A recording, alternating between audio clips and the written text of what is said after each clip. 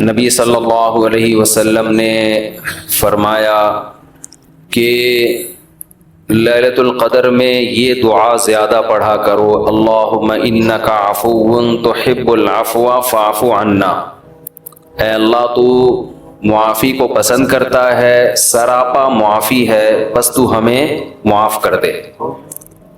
قرآن میں دو جگہ اللہ نے لیلۃ القدر کی فضیلت بیان کی، ایک سورہ دخان میں اور ایک سورہ قدر میں۔ سورہ دخان میں کہا انا انزلناہ فی لیلۃ مبارکہ، ہم نے اس قرآن کو نازل کیا برکت والی رات میں، اور سورہ قدر میں ہے انا انزلناہ فی لیلۃ القدر، ہم نے قدر کی رات میں اس کو نازل کیا۔ اور دونوں جگہ قرآن میں ہے تنزل الملائکۃ والروح فیہا من کل امر باذن ربہم من کل امر، کہ فرشتے اس رات میں اللہ کے حکم کو لے کر نازل ہوتے ہیں۔ اور سورہ دخان میں کہا فیہا یفرق کل امر حکیم، ہر حکمت والے فیصلے اس رات میں کیے جاتے ہیں۔ تو یہ سب لیلۃ القدر کے بارے میں ہے، اس کو لوگ شب برات پر لے جاتے ہیں۔ اور قرآن میں ہے خیر من الف شہر، 1000 مہینے سے بہتر ہے۔ تو اس لیے لیلۃ القدر کو تلاش کرنا چاہیے، ہمیں متعین طور پر وہ بتائی نہیں گئی ہے، بتایا گیا تھا نبی صلی اللہ علیہ وسلم کو، لیکن آپ کو بھلا دیا گیا۔ اس میں حکمتیں ہیں، مصلحتیں ہیں۔ بڑی حکمت یہ ہے کہ اگر بتا دی جاتی تو ہم رمضان کے آخری عشرے میں پوری میں عبادت نہ کرتے، پورے سال سوتے رہتے، پورے رمضان سوتے رہتے، اور خاص اس رات کو کچھ اللہ اللہ کر لیتے۔ اور یہ بھی خطرہ تھا بتا دی جاتی تو اس میں گناہ کا عذاب بھی 1000 گنا، سینکڑوں گنا بڑھ جاتا، پھر حجت تمام ہو جاتی، پھر کوئی گناہگار یہ نہیں کہہ سکتا تھا کہ بھائی مجھے کیا پتا تھا آج لیلۃ القدر ہے، بڑا عذاب آ سکتا تھا اللہ کا، کوئی اس رات میں گناہ کرتا۔ تو اس لیے اللہ کی حکمت نے اس بات کا تقاضا کیا کہ اس رات کو چھپا دیا جائے۔ اب امکانات ہیں، پہلی بات تو رمضان میں ہوگی، اتنی بات تو تقریباً یقینی ہے۔ دوسری بات رمضان کے آخری عشرے میں ہوگی، یہ بھی تقریباً یقینی ہے۔ اب آخری عشرے میں پھر ہمیں یقینی نہیں بتایا کون سی رات، یہ بتا دیا گیا کہ طاق راتوں میں، ان راتوں میں امکان زیادہ ہے۔ اور بعض حضرات کے نزدیک 27ویں میں امکان اور بھی زیادہ ہے، بعض حضرات کا موقف ہے، لیکن یقینی بات نہیں ہے۔ تو طاق راتوں میں یعنی کوشش تو کریں رمضان کے آخری عشرے میں عبادت کریں، ورنہ کم سے کم آخری درجہ کیا ہے کہ رمضان کی طاق راتوں میں خود بھی نماز، تلاوت اور دعا میں دل لگائیں، اور اپنے گھر والوں کو بھی نمازوں اور تلاوت میں لگائیں، دعاؤں کو، بچوں کو بھی لگائیں، اٹھایا کریں رات کو جا کے کہ بیٹا اٹھو، تھوڑا اللہ اللہ کر لو، نماز پڑھ لو، کچھ اللہ سے دعائیں مانگ لو۔ دعا کو بہت فوکس کرنا چاہیے، آج کل دعاؤں کو چھوڑ دیا بالکل، حالانکہ سب سے بڑی عبادت ہی دعا ہے۔ دعا میں اللہ اور بندے کا جو کنیکشن ہوتا ہے نا، وہ نماز میں بھی نہیں بنتا، وہ تلاوت میں بھی نہیں بنتا، وہ جو تعلق بنتا ہے نا اللہ اور بندے کا دعا میں، وہ کسی عبادت میں نہیں بنتا۔ تلاوت کا مطلب تو یہ کہ اللہ آپ سے کیا کہہ رہا ہے وہ سن لیں آپ، اس میں تو یہ فائدہ ہوتا ہے، لیکن دعا میں تو آپ اللہ سے تعلق بڑھاتے ہیں نا، آپ اللہ سے مانگتے ہیں۔ تو اس لیے ان راتوں میں خوب گڑ گڑا کے لمبی لمبی دعائیں مانگنے کا معمول بنائیں۔ اعتکاف والے ساتھی بھی بیٹھ جائے کریں اکیلے میں، کہیں کچھ کر لیں، اللہ اللہ سب کچھ مانگ لیں، یہ سوچ کر کہ جو مانگیں گے اللہ ہمیں وہ دے گا۔ جب انسان مانگتا ہے نا پتہ نہیں ملے گا نہ ملے، تو پھر ملتا نہیں ہے۔ اللہ کہتا ہے جب تیرا میرے بارے میں یہ نظریہ ہے کہ میں دیتا ہی نہیں ہوں، تو پھر مانگتا رہے بیٹھ کے، میں نہیں دوں گا۔ اللہ میں استغنا بہت ہے، اللہ کا معاملہ یہ ہے کہ اللہ میں استغنا بہت ہے۔ اللہ کے سامنے جھکو گے تو وہ چھپڑ پھاڑ کے دے گا، تھوڑی سی بھی اکڑ دکھاؤ گے تو پھر اللہ کا کچھ نہیں بگاڑ سکتے، پھر خود ہی رلتے رہو گے، ساری زندگی برباد ہوتے رہو گے۔ جیسے نبی صلی اللہ علیہ وسلم نے ایک بوڑھے کو بخار میں دیکھا، فرمایا کہ طہور، یہ بخار تمہارے گناہوں کو معاف کرے گا، خیر برکت کا ذریعہ ہے۔ وہ بیچارہ کہیں غصے میں تھا، اس نے کہا یہ ایک بڈھے کو تنگ کرنے کے لیے آیا ہے۔ آپ نے فرمایا اب ایسا ہی ہوگا، یہ گناہوں کی معافی کا ذریعہ نہیں بنے گا۔ تو دعا میں مانگیں یہ سوچ کر کے یقینی طور پر اللہ میری دعا کو قبول کرے گا، اور بار بار مانگتے رہیں۔ مانگیں کیا، یہ بڑی پرابلم ہے، یہ بڑا مسلمان کے ساتھ مسئلہ ہے۔ بھائی بڑی بڑی چیزیں مانگیں اللہ تعالیٰ سے، سب سے بنیادی ضرورت ہماری کیا ہے؟ فمن زحزح عن النار وادخل الجنۃ فقد فاز، جسے جہنم کی آگ سے بچا لیا گیا اور جنت میں داخل کر دیا گیا، وہ ہے اصل کامیاب۔ یہ مانگو اللہ تعالیٰ سے، اے اللہ مجھے جنت مانگنے کا مطلب پتہ ہے کیا ہوتا ہے؟ یہ نہیں ہوتا کہ میں انہی بدماشیوں میں رہوں لیکن آخرت میں مجھے معاف کر کے جنت میں داخل کر دینا، یہ قطعاً مطلب نہیں ہے۔ جنت مانگنے کا مطلب یہ ہے کہ اے اللہ وہ کاموں کی توفیق دے دے جن کی وجہ سے جنت ملتی ہے۔ یہ تو بہت کفر ہے ایک طرح کا کہ میں رہوں ایسے ہی، اور یہ تو گویا اللہ کی آیات کا مذاق اڑانے والی بات ہو گئی۔ تو ہدایت مانگے، ہدایت، سیدھا راستہ، ایسا راستہ کہ جس پہ چل کے کیا ملتی ہے؟ جنت، اس راستے پہ چلا دے، یہ سب سے زیادہ مانگا کریں۔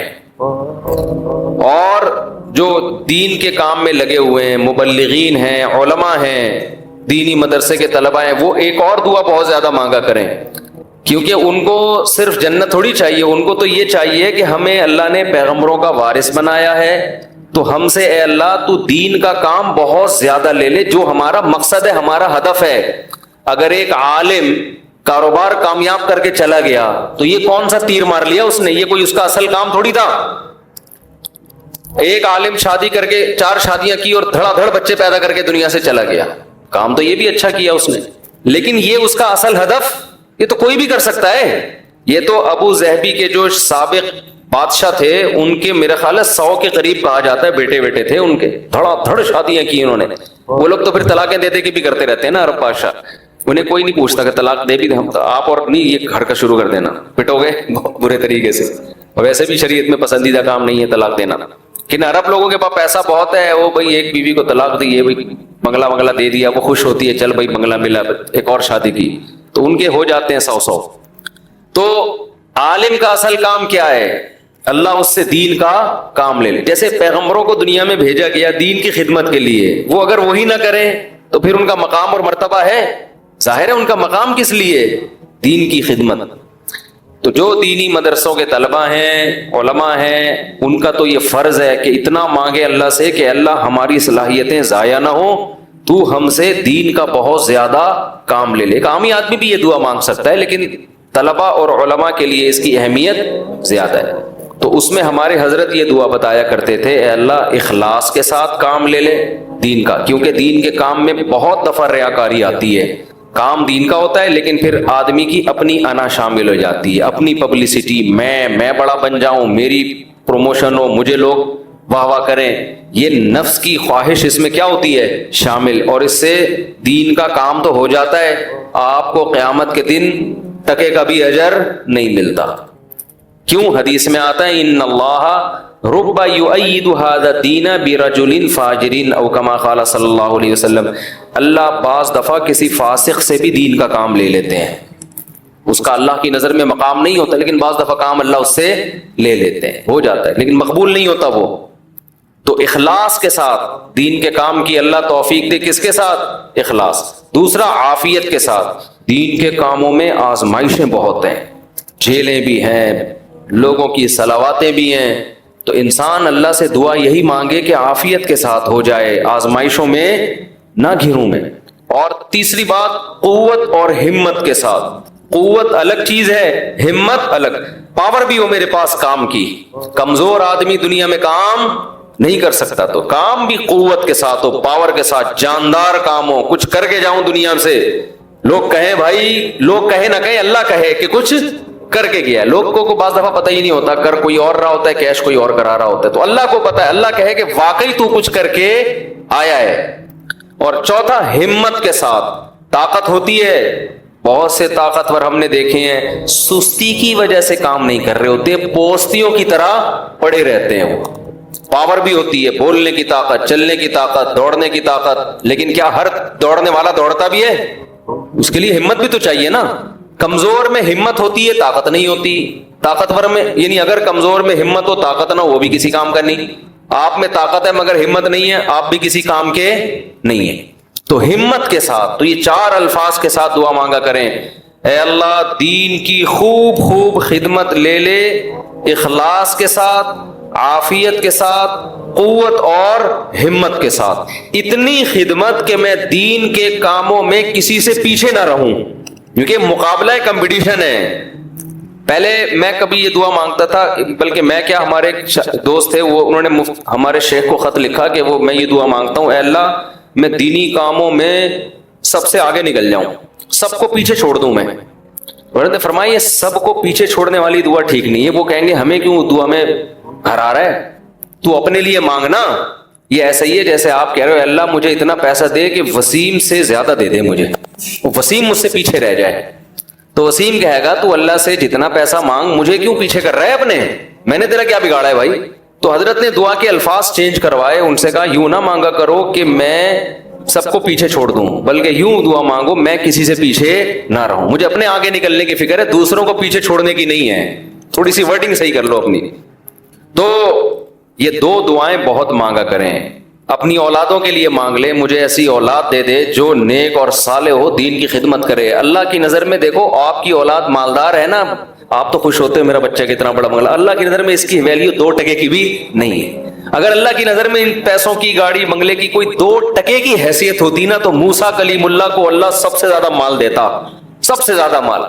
और फिरौन ताने क्या देता था हजरत मूसा को, मिस्कीन, इसके हाथ में सोने के कंगन नहीं है, मेरे हाथ में सोने के कंगन, मेरे पास बागात जिनके नीचे नहरें बहती हैं, मूसा के पास कुछ भी नहीं है, मिस्कीन। आप अपनी औलाद को चाहते हो करोड़पति बन जाए, दौलतमंद बन जाए, ये भाई मुसाफिर खाना है, लानत भेजो यार। बन जाए तो ठीक है, मैं नहीं कह रहा उनको गरीब लावारिस छोड़ के जाओ, फोकस किसको करो भाई, नेक बन जाए, दीनदार बन जाए, परहेजगार बन जाए। अगर परहेजगार बन गई ना, अल्लाह पे एतमाद और ताल्लुक हो गया, सूखे टुकड़ों में भी आपकी औलाद खुश रहेगी। और अगर परहेजगार नहीं बनी तो मैंने करोड़पति बाप को देखा है जिसने करोड़ों रुपए की जायदादें बच्चों के लिए तैयार की, और वही बच्चे बाप को सुबह शाम टेंशन भी दे रहे हैं और खुद भी डिप्रेशन की गोलियां खा रहे हैं, वो दीन ना होने की वजह से। तो लैलतुल कदर में क्या दुआएं मांगनी है?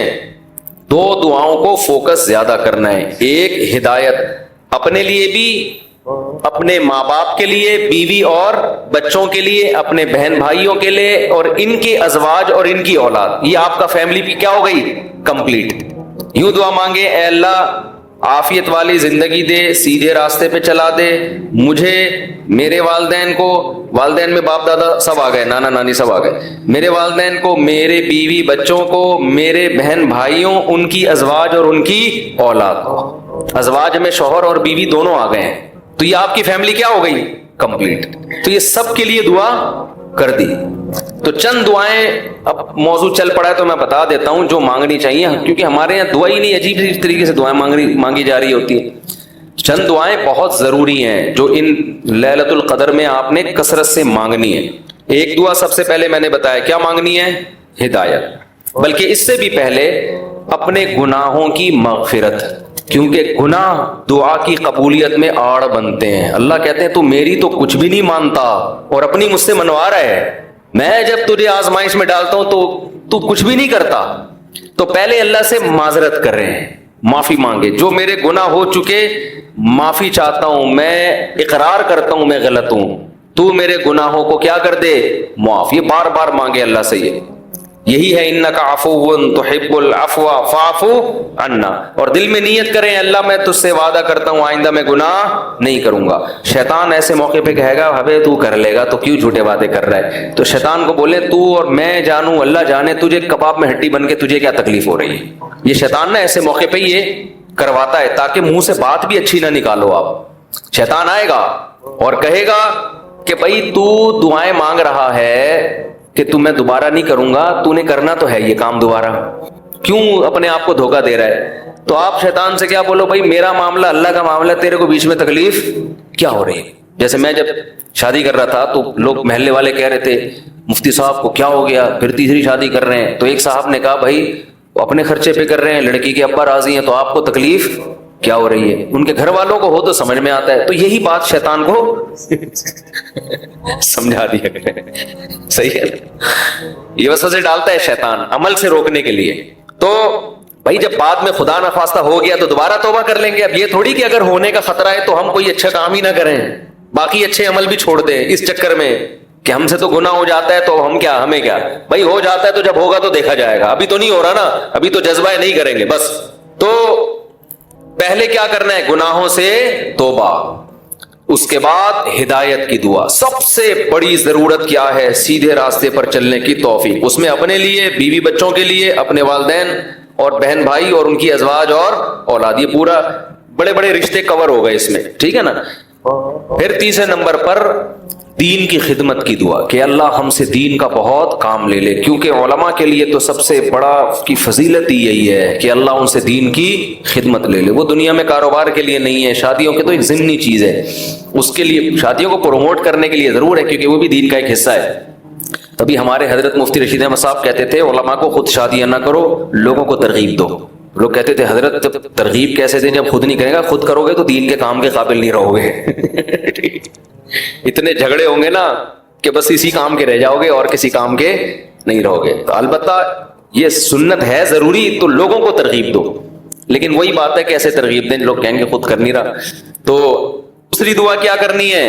اے اللہ دین کا کام مجھ سے بہت زیادہ لے لے. تاجر ہے وہ بھی دعا کر سکتے ہیں دین کا کام لے لے، اللہ اس کے مال سے مدارس بنوا دے، مسجدیں بنوا دے، یتیم خانے کھلوا دے، تو کتنی بڑی بات ہے. چوتھی دعا عافیت کی. یہ نہ مانگا کرے اللہ مجھے مال و دولت دے دے، اے اللہ میری تنخواہ 2 کروڑ کروا دے. اس طرح کی دعائیں یہ جزیات ہیں، ہدف کو فوکس کرنا چاہیے. اللہم انی اسألک العفو والعافیہ، معافی چاہتا ہوں، عافیت، عافیت والی زندگی، ٹینشنوں سے پاک زندگی چاہیے. اب وہ اللہ کی مرضی ہے، پیسہ دے کے ٹینشن سے پاک کر دے یا بغیر پیسے کے آپ کو ٹینشن فری بنا دے. عافیت چاہیے مجھے فی الدین والدنیا والآخرہ، دین میں بھی عافیت، میرا دین بھی مصیبتوں سے محفوظ رہے، میری دنیا بھی اور آخرت بھی. وفی اہلی ومالی، میرے گھر بار بھی پریشانیوں سے محفوظ رہے، بیوی بچے بھی، ومالی اور میرا مال بھی مصیبتوں سے محفوظ رہے. مالوں پہ ہلاکتیں آ جاتی ہیں، فیکٹریوں کو آگ لگ جاتی ہے. تو یہ بڑی جامع دعا ہے، سمجھتے ہو. اس کے بعد ایک دعا اللہ سے اور مانگ لو. شادی شدہ آدمی کے لیے گھر ایک بڑی ٹینشن ہوتا ہے نا، وہ کہہ سکتا ہے کہ میں اللہ سے مصیبت سے پناہ مانگ رہا ہوں، تو مصیبتیں تو میں نے گھر میں خود پالی ہوئی ہیں. شادی شدہ لوگ، بعض لوگوں کی یہ رائے ہوتی ہے، تو یوں دعا مانگو ربنا حب لنا من ازواجنا وذریاتنا قرۃ اعین، اے اللہ ہمیں ہماری ازواج یعنی بیویوں اور اولاد کی طرف سے آنکھوں کی ٹھنڈک. یہ دعا عورت بھی مانگ سکتی ہے کیونکہ زوج کا لفظ بیوی پر بھی اور شوہر پر بھی. آنکھوں کی ٹھنڈک دے، ان کو ہماری آنکھوں کی ٹھنڈک بنا دے. جب ہم گھر آئیں تو خوشی ہو، میری وائف بیٹھی ہوئی ہے ماشاءاللہ، میرے بچے بیٹھے ہوئے، خوشی ہو. یہ نہ ہو کہ جب گھر آئے تو پتہ چلا بیگم میکے گئی ہوئی ہے تو خوشی سے پاگل ہو جائے آدمی، جیسے کہ آج کل ہو رہا ہے. وہ موقع ہی نہیں ملتا دیکھنے کا. وہ ایک آدمی کا دکھایا، اس کی بیوی میکے جا رہی ہے تو وہ بڑا پریشان نہ کہ یار جا رہی ہے، افسوس ہوا، اور ادھر منہ کر کے خوشی سے ناچ رہے ہیں. ٹھیک ہے نا؟ تو یہ کنڈیشن نہ ہو. اے اللہ ہمارے گھر والوں کو اور اولاد کو ہمارے لیے آنکھوں کی ٹھنڈک. آنکھوں کی ٹھنڈک کا یہاں مطلب یہ ہے کہ ان کو نیک بنا دے. ان کو کیا بنا دے؟ نیک، شریف، شرفا. نماز روزے میں لگے ہوئے ہوں، گھر جاؤ تلاوت کا ماحول ہو، دعاؤں میں لگے ہوئے ہوں، تلاوت کر رہے ہوں. تو جس کی فطرت صحیح ہو اسے یہ عمل دیکھ کر اس کی آنکھیں کیا ہو جاتی ہیں؟ ٹھنڈی. اور اگر آپ گھر میں گئے، بیگم صاحبہ ڈرامہ دیکھ رہی ہیں، سین چل رہا ہے بڑا ٹائٹ قسم کا نا، اور بچے بھی پب جی پہ لگے ہوئے ہیں، فلمیں دیکھ رہے ہیں، میوزک سن رہے ہیں، خدا کی قسم اس سے آپ کی آنکھیں ٹھنڈی نہیں ہو. میں لوگوں سے کہتا ہوں اپنی بچی کو اسکارف پہناؤ، پراپر ڈریس پہناؤ، پھر دیکھو کتنی پیاری لگے گی آپ کو. اور آپ اس اسکارف جو ہے نا اور اسکرٹ پہنا دو، سلیو لیس کپڑے پہنا دو، آپ کو وہ آنکھوں کی ٹھنڈک نہیں لگے گی. گھر کا ماحول دینی ہو، طہارت کا، نماز کا، تلاوت کا، معمولات کا. تبلیغ والے کروا دیتے ہیں، اپنی عورتوں کو تبلیغ میں وقت لگواؤ گے تو گھر میں یہ معمولات شروع ہو جائیں گے. تبلیغ میں بڑی جان ہے. بڑے بڑے لوگوں کو میں نے دیکھا ہے، بیگم کنٹرول میں تھی، تبلیغ میں لے گئے، صحیح ہو گئی. وہ گھر کا ماحول بن گیا. اور گھر کا ماحول عورت سے بنتا ہے، آدمی سے نہیں بنتا. تو آنکھوں کی ٹھنڈک بنا دے. وَجَعَلْنَا لِلْمُتَّقِينَ إِمَامًا، یہ اسی کی تفسیر ہے. اور ہمیں پرہیزگاروں کا امام بنا. یہ مطلب نہیں کہ اگلے الیکشن میں ہم جیت جائیں. پرہیزگاروں کا امام کا مطلب امام تو ہم ہیں ہی، ہمارے ماتحتوں کو پرہیزگار کر دے، اچھے لوگوں کے سربراہ ہوں ہم. تو بیوی بچے آپ کے ماتحت ہوتے ہیں نا، تو ہمیں ان کو کیا بنا دے؟ تو پرہیزگار بنا دے. تو یہ دعا بھی بہت امپورٹنٹ ہے. اللہ نے نیک لوگوں کی صفات میں یہ دعا بھی بیان کی ہے کہ وہ ہم سے یوں دعا مانگتے ہیں. اور دو دعائیں اور جلدی سے بتا دوں, یہ ٹاپک نہیں تھا, لمبا ہوتا جا رہا ہے مسلسل, اس پہ میں مستقل انشاءاللہ بیان کروں گا. دو دعائیں اور لیلۃ القدر میں, اور ویسے بھی معمول بنائیں. ایک دعا یہ کہ جہنم کی آگ سے خلاصی, بار بار قرآن یہ بیان کرتا ہے, جنت کی طلب اور جہنم کی آگ سے خلاصی. قرآن بار بار کہتے ہیں ہمارے نیک بندوں کے دل میں جنت کی اتنی لالچ ہے کہ راتوں کو اٹھ اٹھ کے اللہ کو پکارتے ہیں کہ اللہ ہمیں اس جنت کا وارث بنا دے, محروم نہ کرنا اس جنت سے. جن کا آخرت پر ایمان نہیں ہے نا, انہوں نے جنت کو دوسرے درجے پہ رکھا ہوا ہے. میں بھی ہو سکتا ہے جنت ہو, مل جائے ٹھیک ہے, اس طرح سے مانگ رہے ہوتے ہیں. آپ مجھے بتاؤ دنیا میں آپ کو کوئی ایسا پیکج دیا جائے کہ یہ کر لو تو تمہیں پھر اس کے بدلے میں یہ ملے گا, اس میں 1000 گز کا بنگلہ ملے گا, اور ایسا بنگلہ ہوگا, کروڑوں روپے کا بنگلہ ہوگا, اس میں پھر تمہاری بڑی اچھی شادی ہو جائے گی, بہت خوبصورت بیوی ملے گی تمہیں, اور اس میں تمہاری خوراک ایسی ہوگی, تمہاری جوانی 100 سال تک رہے گی ہے بھائی, اور تمہیں جناب کروڑوں کروڑوں روپے کی گاڑیاں ملیں گی. یعنی جنت کے 10ویں حصے کی بات اگر ہم سے کی جائے دنیا میں, تو میرا خیال ہے سارا دن اس کی تلاش اور طلب کے علاوہ ہمارا کوئی کام نہیں ہوگا, کیونکہ یقین ہے نا اس دنیا کو دیکھا ہوا ہے, آخرت کو دیکھا نہیں ہے. تو اللہ تعالیٰ کہتے ہیں کہ ہمارے نیک بندے راتوں کو اٹھ کے اللہ سے کیا مانگتے ہیں, جنت. کہ اللہ ربنا وآتنا ما وعدتنا علی رسلک, اے اللہ تو نے پیغمبروں کی زبان سے جس جنت کا ہم سے وعدہ کیا ہے وہ اس وعدے سے ہمیں محروم نہ کرنا, وہ دینا ہمیں جنت, ہم محتاج ہیں اس کے. وہ بڑی دل نشیں جنت ہے, ایسا نہ ہو کہ نیک لوگ اس میں جا رہے ہوں اور ہمیں اس سے روک دیا جائے. اس وقت یہ منظر قہر بن کے گرے گا آپ کے اوپر, یہ بہت بڑی ٹینشن ہوگی. اور جہنم کی آگ سے پناہ, ربنا صرف عنا عذاب جہنم, جہنم کی آگ کو ہم سے دور کر دے. تو یہ چند دعائیں ہیں جو مانگا کریں پابندی کے ساتھ. سمجھتے ہو کہ نہیں سمجھتے؟ اور ایک آخری دعا, اگر آپ کے والدین دنیا سے جا چکے ہیں یا آباء و اجداد کوئی بھی جا چکے ہیں, ان کی مغفرت کی دعا. ان کو بھولنا, جن میں والدین تو بہرحال وہ تو زندگی بھر نہیں بھولنا ان کو. جب مغفرت کی دعا تو سب سے پہلے اپنے والدین کے لیے الگ الگ مانگا کرو, باپ کے لیے الگ اور ماں کے لیے الگ, ہول سیل کے حساب سے نہ مانگا کرو. بعض لوگ ہول سے, یا اللہ جتنے بھی مرحومین دنیا سے جا چکے ہیں سب کی مغفرت فرما دے, تو مرحومین میں ابا بھی آ گئے, اماں بھی آ گئے, نانی بھی آ گئی, دادی بھی, سب ہول سے.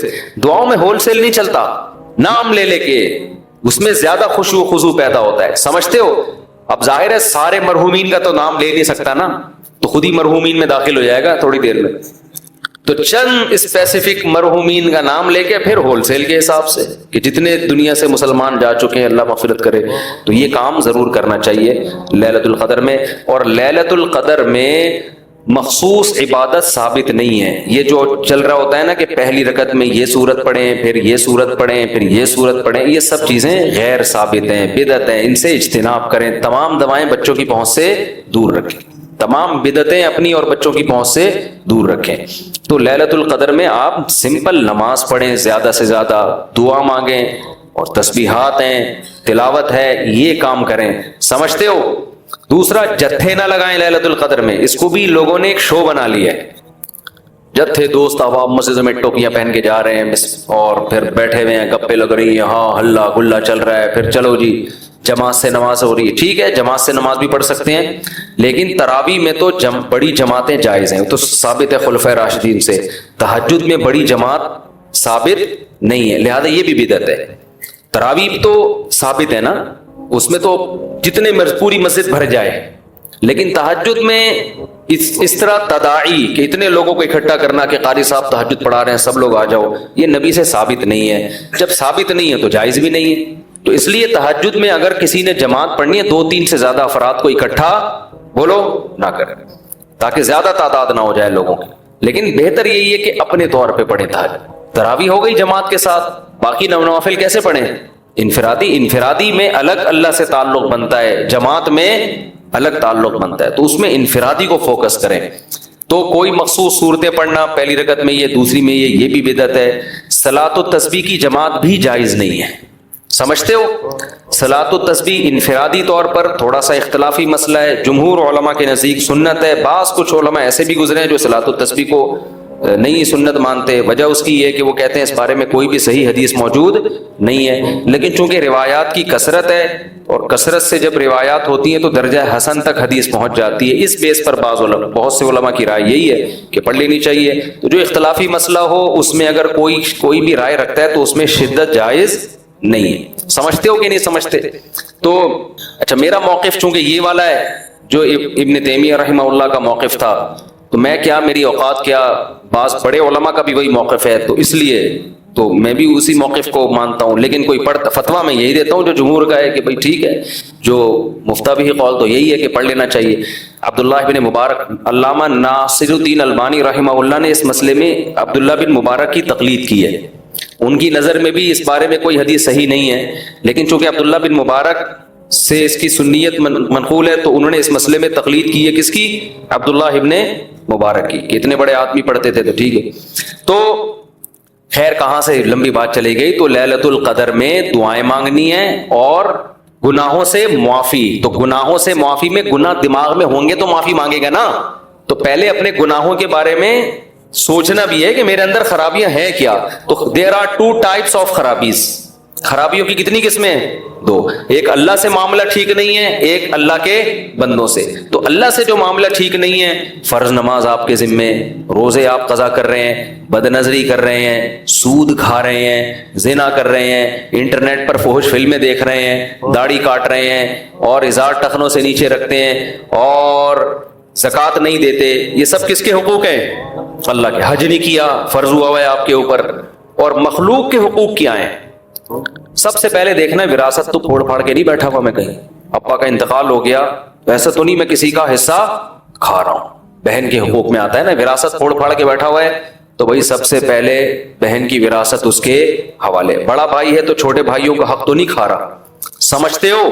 تو مخلوق میں سب سے پہلے مالی حقوق ہیں، پھر دیکھو قطع رحمی تو نہیں کی ہوئی، ایسا تو نہیں کوئی قریبی رشتہ دار ہو جس کو پورے سال آپ پوچھنے کی توفیق ہی نہیں ملتی، تو قریبی رشتہ داروں کو منا لو، تھوڑا سا ہیلو ہائے کر لو، سلام دعا کر لو ان سے، کیا جا رہا ہے اس میں؟ تو یہ موٹے موٹے رشتہ داروں کے حقوق یہ سوچ کے اللہ سے توبہ کر لو اور وہ حقوق ادا کر لو، پھر لیلۃ القدر بنے گی۔ جس طرح سے آج کل لیلۃ القدر منائی جا رہی ہے نا، حالانکہ وہ منانے کی چیز نہیں ہے، لیکن جس طرح سے منائی جا رہی ہے اس طرح تو بھائی ہزاروں لیلۃ القدر آ جائیں تو کیا فائدہ، تھوڑی بہت عبادت کا ثواب تو مل جائے گا، لیکن جو فضیلت ہے گناہوں سے توبہ کی توفیق، اور اللہ تعالیٰ فیصلے کرتے ہیں پورے سال، تو جب جو وراثت کھانے کا ارادہ کر کے بیٹھا ہوا اس کے لیے کیا فیصلے ہوں گے پورے سال، خود سوچ لو آپ۔ تو یہ تھوڑا لیلۃ القدر کے حوالے سے کچھ باتیں تھیں، اللہ عمل کی توفیق دے بس۔